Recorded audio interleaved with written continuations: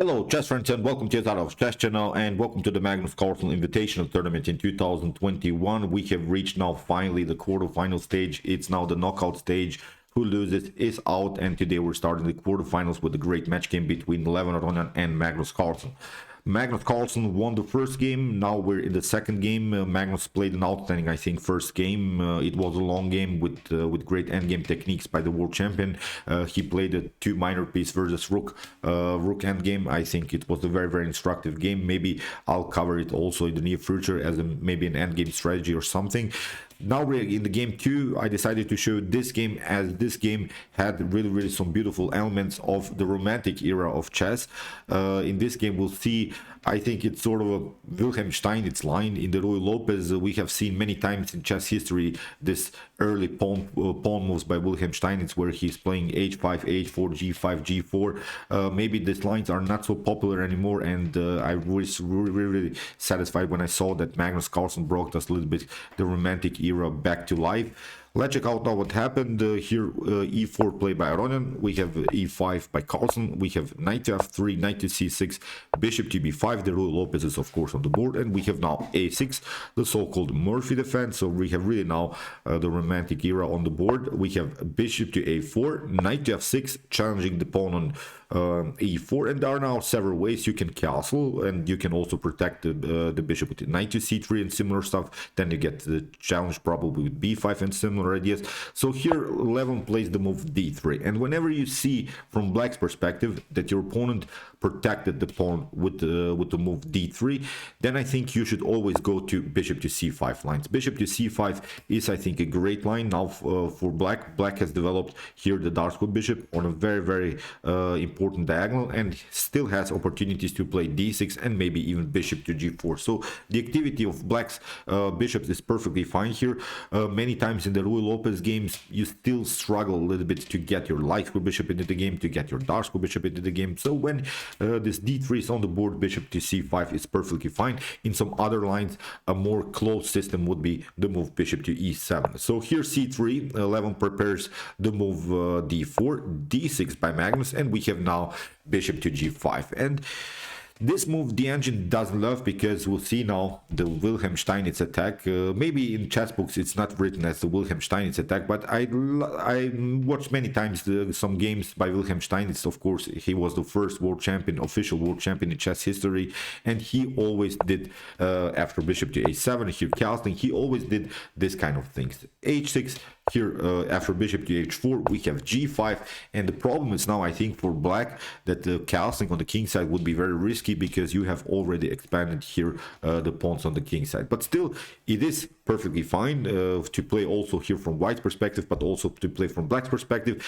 But there is this question really where to castle then for black, and Magnus has probably prepared this line somewhere at home. After move bishop to g3, he goes now and plays a very aggressive move h5, and now of course the serious threat is h4, g4. So you see this two pieces will get attacked by this pawn activity. As I said, the black's king is still endangered. If this center gets open somehow with maybe d4, rook to e1, you could have some serious trouble here. But h5, really aggressive move by Magnus Carlsen, and we have now h4, knight to h7 by Magnus. He's preparing now to play the move g4, attacking further the knight. And here Levon Aronian makes, I think, a slight inaccuracy in the prep. Of course, there are always some tactics. If the queen, for instance, gets somewhere here, of course, it's not possible now. But I wanted to just point you out one particular tactic that could happen. If the queen gets, or maybe the rook gets here,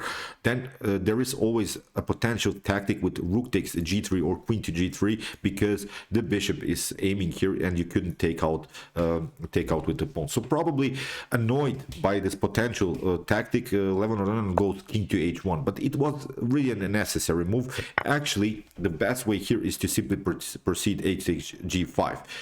it seems so that you're opening the position in front of the king too much, but after potential knight to g5 we could go bishop to c6. I think this line would be very simplified, and now we could go knight to h4, and you see you can stop this progress like this. There is now also maybe a good square for the knight to f5 could be played, maybe then afterwards something like king to h1 and maybe f4 would be a possibility. What instead of this knight to g5 move, black could do is also the move bishop to g4, but again I think bishop to c6, b takes c6, and now bishop to h4 protects everything. Now maybe knight to d2, and then we could play freely with our queen to a4, maybe counterattacking here the pawn on c6. So as I said, king to h1 very risky because it gives now time Magnus Carlsen to push the pawn on g4, and now suddenly the queen the king side is locked. Knight to h2, and you see now knight to f8 with the move knight to g6.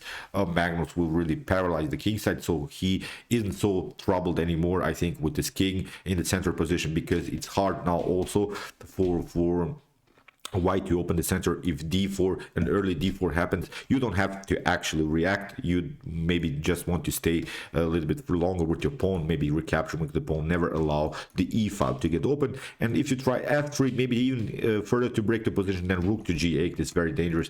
Your bishop would be loose a little bit on the g file. So as I said, it seems to me that already something went wrong here for Levon. Here d4, he tried now to open the position in the center. We have knight to g6, bishop takes c6, b takes c6, but this idea comes a little bit too late, because here you could maybe trade off the queens, queen to d8, king to d8, but still king to e7 is perfectly fine. And the good thing for Magnus Carlsen is that he's continuing now the game with a very active bishop pair. Although so far the likes for bishop needs improvement, but I think we can improve it. Bishop to e6, bishop to c4, rook to b8 is also an opportunity, attacking the b2 pawn. Rook to g8 we saw also nice idea. We could even try f5 if you want to. So as I said, many opportunities. So here after the move d takes e5, Levon tried to spice things up and try to stay with the queens on the board. He tried knight to d2 with opportunities to play maybe knight to c4, knight to e3, and maybe cement the knight somewhere here on c4. That's actually the main weak square in Magnus Carlsen's position. Here we have bishop to e6, knight to b3, and now Magnus is the one who trades off the queens because he wants to simplify the position. He knows that his bishop pair is perfectly fine. Rook to d1, we have bishop to b6, knight to f1, and now king to e7. You see Magnus Carlsen is protecting his king in this way. This king is not endangered, although it is in the center, but now when the queens are off the board, no more tactical possibilities, at least no more dangerous things I think can happen now in the near future. How to approach now this game from black perspective? Whenever you play against the knight, you should always restrict the knight's ability to play. So we're a little bit chasing the knights, and we're trying to push them away, to kick them away. So that's why this move bishop to b6 I think was a very cool idea by Magnus. He never allowed knight to a5 or knight to c5. This bishop, you see, is also restricting the c4 square. Here Levon Aronian finds again this opportunity, knight to e3 with the idea to play knight to f5, but Magnus goes simply a5. This was a great move. Knight to f5 seems like a dangerous idea, but actually you can go king to f6. It's not a problem. This knight is still challenged, and we can take it out, maybe even challenge it further with the knight to e7 if we don't want maybe to give up the bishop pair. After the move a5, here Levon Aronian tries to improve his king's position. He tries king to g1, and now a4 by Magnus Carlsen. You see Magnus has now the opportunity to create spaces on the queen side. He has now the bishop pair. It's a much better here position for black.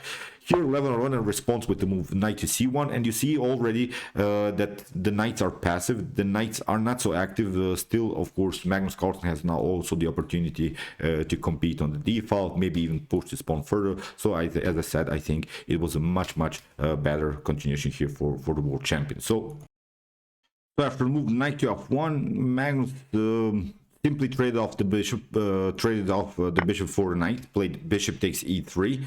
of course, messing up the pawn structure. We have f takes e3. Of course, Magnus has now also the messed up pawn structure on the c file, but actually it's black that's continuing the pressure. First of all, what we can notice, rook to b8, this is a weak pawn, you have to protect it, so it's actually Magnus that has now of course a better activity. We have now finally this move, rook to b8, attacking the pawn, knight to d3. You see every piece of black's pardon me, of white is simply used in order to defend this position. These pieces are not active. Of course, this is a counter-attack, but Magnus plays simply f6. We have rook to d2, and now knight to h7. A very nice move here.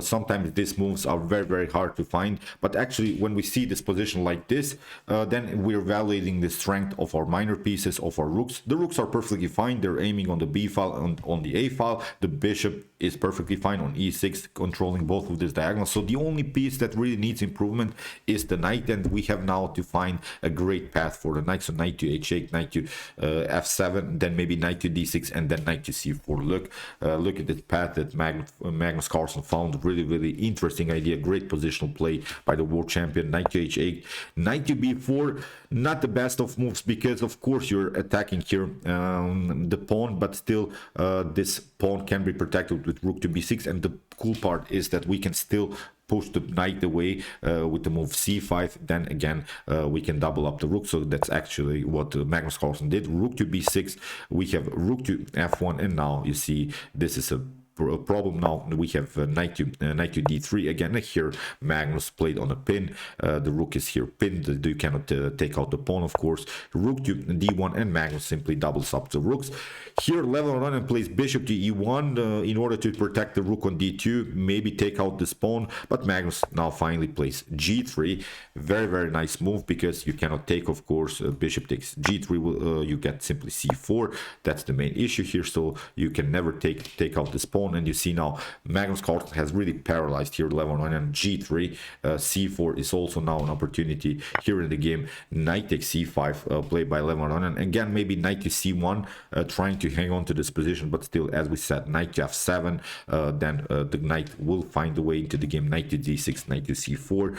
Knight to c5 is actually a huge blunder, because here Magnus counterattacked with bishop to b4. You have to take out the knight, and now here after c takes d6 in this position, Levon Aronian resigned. So two pieces are hanging, so it was game over. So great game, I think, by the world champion. Incredible stuff, how he played this game without castling, pushing the pawns, creating space advantage, activating the minor pieces.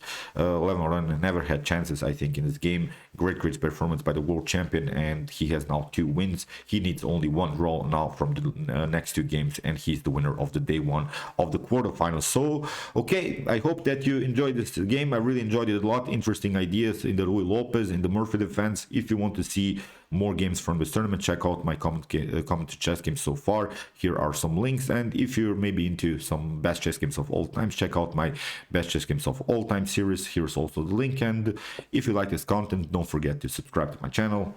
See you soon with some more videos, and chess is the best, of course.